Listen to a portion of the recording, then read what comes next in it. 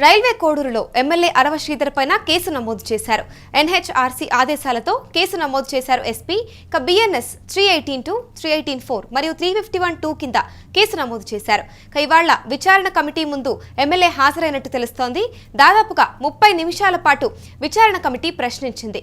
కొంతకాలంగా లైంగిక ఆరోపణలను ఎమ్మెల్యే ఎదుర్కొంటున్నారు. ఇదే నేపథ్యంలో విచారణ కూడా పూర్తి చేసుకున్నారని తెలుస్తోంది. కేసు కూడా నమోదు చేశారు.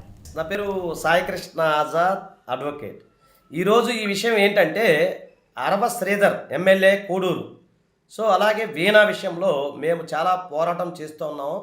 ఈ పోరాటంలో మేము కొంత విజయం సాధించినట్టుగా భావిస్తూ ఉన్నాం మీ అందరి ఆదరాభిమానులతో. మేము ఇచ్చిన కంప్లైంట్పై కోడూరు పిఎస్ వారు అరవ శ్రీధర్పై ఎఫ్ఐఆర్ నమోదు చేశారు. అది క్రైమ్ నెంబర్ 22/2026. అలాగే సెక్షన్స్ వచ్చేసరికి 318 అంటే చీటింగ్ కేసు అనమాట, సెక్షన్ 2 అండ్ సబ్సెక్షన్ 4, అలాగే 88 సో మిస్క్యారేజ్ ఆఫ్ ఉమెన్ ఆ సెక్షను, అలాగే 351 సబ్ క్లాస్ 2 కింద బిఎన్ఎస్ కింద ఈరోజు ఎఫ్ఐఆర్ నమోదు చేయడం జరిగింది. సో దీనికి సంబంధించి మీ కన్ఫర్మేషన్ కోసం సిఐ గారిని కూడా అడగడం జరిగింది. వారు కూడా కన్ఫర్మేషన్ చేశారు. అలాగే ఇక ముందు కూడా అలాగే హ్యూమన్ రైట్స్ కమిషన్ ఎన్హెచ్ఆర్సీలో వేసిన పిటిషన్ కూడా స్వీకరించడం జరిగింది. అలాగే నేషనల్ ఉమెన్ కమిషన్ కూడా స్వీకరించడం జరిగింది. అలాగే ఈరోజు ఎఫ్ఐఆర్ కూడా నమోదు చేయడం జరిగింది. సో రేపు దానికి సంబంధించి ఇక లీగల్గా ఏదైనా అప్డేట్ ఉంటే తెలియపరుస్తాను. దయచేసి ఈ వీడియో అందరికీ షేర్ చేయండి. థ్యాంక్ యూ, నమస్తే. ఇదే అంశంపైన పూర్తి డీటెయిల్స్ మా ప్రతినిధి వెంకట్ అందిస్తారు. వెంకట్, చెప్పండి, గత కొంతకాలంగా చూసుకుంటే లైంగిక ఆరోపణల నేపథ్యంలో ఇటు ఎమ్మెల్యే అరవ శ్రీధర్ విచారణ కంప్లీట్ చేసుకున్నారని తెలుస్తోంది. ఇక తాజాగా కేసు నమోదు చేశారని తెలుస్తోంది. కంప్లీట్ డీటెయిల్స్ ఏంటి? ఎస్ఎంఎల్ఏ ఈ అరవ శ్రీధర్ వ్యవహారం అనేది గత వారం 10 రోజుల నుంచి కూడా రాష్ట్రంలో కొంత సంచలనంగా మారింది. అంటే 2 తెలుగు రాష్ట్రాల్లో కూడా ఈ అంశానికి సంబంధించి తీవ్ర స్థాయిలో చర్చ జరుగుతోంది. అంటే అధికార పార్టీలు ఏదైతే 2019 నుంచి కూడా అధికార పార్టీల్లో ఇటువంటి చర్యలు ఎక్కువగా కనపడుతూ వస్తున్నాయి. ఇటీవల కాలంలో కూటమి ప్రభుత్వం అధికారంలోకి వచ్చిన తర్వాత ఇది 3వ ఎమ్మెల్యే కాబట్టి దీనికి సంబంధించి కొంత వివాదాలు అయితే ఉన్నాయని అటు రాష్ట్ర ప్రభుత్వం కూడా కొంత సీరియస్ గానే ఉంది ఈ అంశానికి సంబంధించి.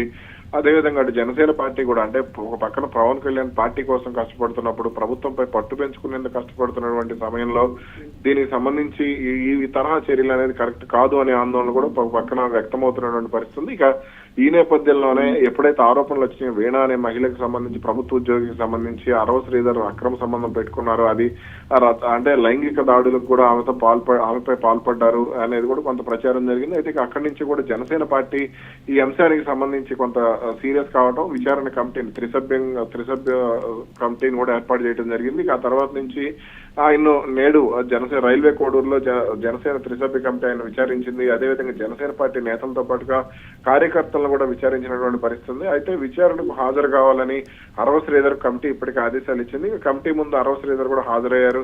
తనపై వచ్చినటువంటి అభియోగాలపై ఆయన వివరణ కూడా ఇచ్చారు. కమిటీకి ఆధారాలు సమర్పించాలని హర్ష వీణకు ఇప్పటికే జనసేన పార్టీ కూడా సమాచారం ఇవ్వడం జరిగింది.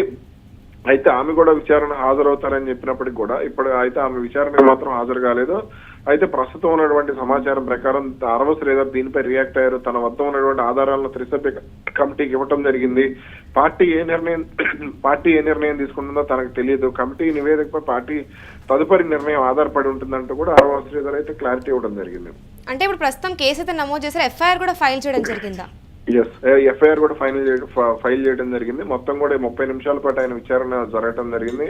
అయితే అసలు విచారణలో పలు కీలక ప్రశ్నలు కూడా సంధించినట్టుగా కూడా తెలుస్తుంది. ఈ ఆర్థిక వ్యవహారాల కారణంగానే ఈ అంశం బయటకు వచ్చిందా, గతంలో మీకు ఉన్నటువంటి రిలేషన్ ఏంటి, మీరు అంటే ఈ తరహా కార్యక్రమాలకు మీరు ఎలా అంటే ఒక ప్రజాప్రతినిధిగా ఉండి మీరు ఎలా అంగీకరించారు, మీకు ఆల్రెడీ భార్య ఉన్నారు కదా అనేది, అలాగే ఆమెకు భర్త పిల్లలు ఉన్నప్పుడు మీరు ఇటువంటి చర్యలకు ఏ విధంగా దిగారంటూ కూడా జనసేన పార్టీ త్రిసభ్య కమిటీ ఆగ్రహం వ్యక్తం చేసినట్టుగా కూడా తెలిసింది. అయితే వీటికి కొంత ఆయన మౌనంగానే ఉండిపోయారు, పెద్దగా రియాక్ట్ కాలేదు అనేది కూడా వినపడుతున్నటువంటి మాట.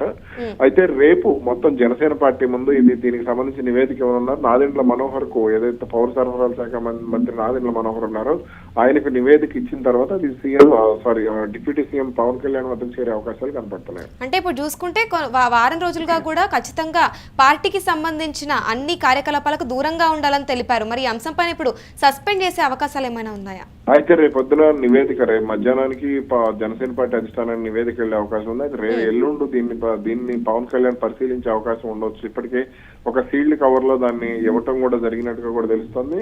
అయితే రేపు దాన్ని సబ్మిట్ చేసే అవకాశం ఉంది. ఆ తర్వాత పవన్ కళ్యాణ్ పూర్తిగా పరిశీలించి స్వయంగా అంటే మరోసారి జనసేన పార్టీ అధిష్టానం కూడా ఎమ్మెల్యేతో మాట్లాడిన తర్వాతే ఈ అంశానికి సంబంధించి ముందుకు వెళ్లే సంకేతాలు అయితే కనపడుతున్నాయి. Right, thank you Venkat. Railway కోడూరులో ఎమ్మెల్యే అరవ శ్రీధర్ పైన కేసు నమోదు చేశారు.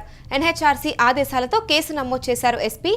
బిఎన్ఎస్ 318 సబ్సెక్షన్ 2, 318 సబ్సెక్షన్ 4, 351 సబ్సెక్షన్ 2 కింద అయితే కేసు నమోదు చేశారు. ఇవాళ విచారణ కమిటీ ముందు ఎమ్మెల్యే హాజరైనట్టు తెలుస్తోంది.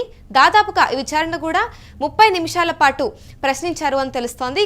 కంప్లీట్ గా చూసుకుంటే కొంతకాలంగా లైంగిక ఆరోపణలు అయితే ఎమ్మెల్యే ఎదుర్కొంటున్న నేపథ్యంలో వారం రోజుల పాటు కూడా పార్టీ కార్యకలాపాలకు దూరంగా ఉండాలి అంటూ ఏదైతే జనసేన అధిష్టానం తెలిపిందో, ఇక దీనికి సంబంధించి రేపు నివేదిక ఇటు సబ్మిట్ చేశాక కూడా దీనిపైన సస్పెన్షన్ వేటు వేస్తారా ఏంటి అనే తదుపరి నిర్ణయం ఏం తీసుకుంటారనేది కూడా చూడాల్సి ఉంది.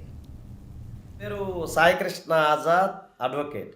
ఈరోజు ఈ విషయం ఏంటంటే అరవ శ్రీధర్ ఎమ్మెల్యే కోడూరు, సో అలాగే వీణా విషయంలో మేము చాలా పోరాటం చేస్తూ ఉన్నాము.